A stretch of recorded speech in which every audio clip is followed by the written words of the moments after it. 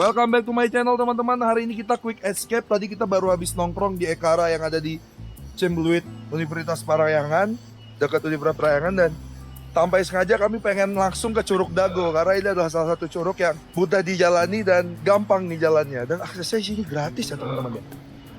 Kami belum. Kadang kalau hari Sabtu Minggu ada yang jaga di situ. Benar sekali. Jadi tapi sekarang sini masih gratis. Jadi kita coba menelusuri Curug Dago yang ada di Bandung.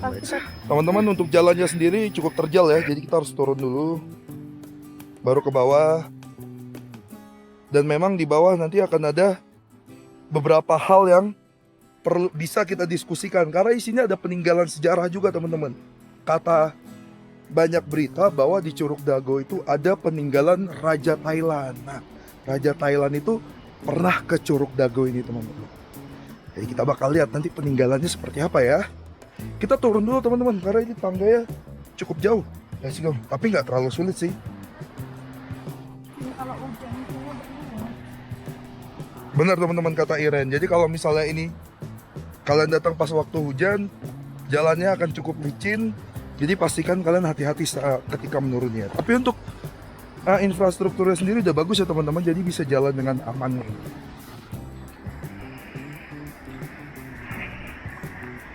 Oke, sembari kita lagi main ke alam, kita mau bahas satu flora dulu nih teman-teman. Kita nemuin salah satu tumbuhan ini nih. Ini tumbuhan apa? Ayo kita jelaskan. Teman-teman, untuk tanaman ini aku mohon maaf banget, aku kurang tahu spesifiknya namanya apa. Akan tetapi bisa jadi dia termasuk keluarga Athurium, dimana ini adalah tanaman yang biasa kita lihat sebagai tanaman dekorasi atau estetika. Karena tanaman ini memberikan kesan tropis dan mewah. Nah, itu soal tumbuhan itu jangan dilupakan ya teman-teman, diingat. Teman-teman, kita udah sampai di Curug Dago, tapi sebelum kita sampai kita akan menjelaskan salah satu peninggalan Raja Thailand yang pernah kesini teman-teman. Bisa dilihat ya. Ini adalah paraf dari Raja Thailand yang ada di dalamnya, diukir di atas batu dan dilindungi oleh gapura seperti ini. Dan juga memang ada foto juga Raja Thailand yang ada di sana. Nah, jadi penjelasannya seperti yang ada di sini, aku bacakan sedikit gak apa-apa ya teman-teman ya, sambil didengarkan. Jadi ini adalah tanda tangan dari Raja Chulalongkorn Rama V dari Thailand yang mengunjungi Curug Dago itu pertama kali pada tanggal 19 Juni 1896. Buset, 1896. Dan datang kedua kalinya itu di 1901. Dan dia menaruhkan parafnya di atas batu ini teman-teman. Ini nih, parafnya kelihatan ya. Itu tuh parafnya tuh. Wow, dan ada peninggalan kedua di sebelah sana teman-teman. Nih, tuh peninggalan kedua di sebelah sana. Ayo kita telusuri. Dan teman-teman, di prasasti kedua itu adalah tanda tangan dari Raja Pradipok. Praja Dipok. Siapa itu Raja Praja Dipok atau Rama ke-7? Itu tuh juga raja dari Thailand yang mengunjungi Curug Dago pada tahun 1929. Nah, fun fact-nya, dia adalah anak dari Raja Chulalongkorn yang ada di prasasti sebelumnya.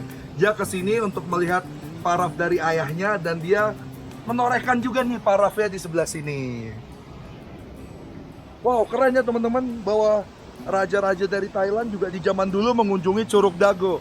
Dan teman-teman, ini dia Curug Dago.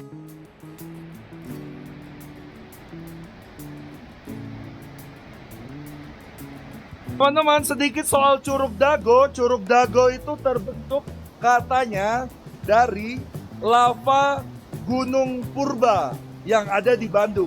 Gunung apa ya? Gunung Tangkuban Perahu. Jadi katanya dulu kalau ditulisan di atas ya, ini adalah aliran dari lava dari Gunung Purba yang akhirnya menjadi air terjun.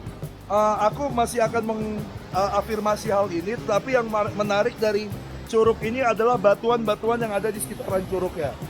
Apa yang menarik teman-teman, karena di curug ini lapisan batuannya itu berbeda dari curug lain. Dia kayak seperti tersusun dari batuan-batuan kecil yang tersusun seperti ini. Dan juga di atasnya seperti itu. Dan kerennya di Curug Dago ini wilayah sekitarnya masih ditanami oleh pohon-pohon seperti di hutan hujan tropis teman-teman. Nah, yang seperti aku bilang, susunan batunya tuh tersusun dari seperti ini teman-teman.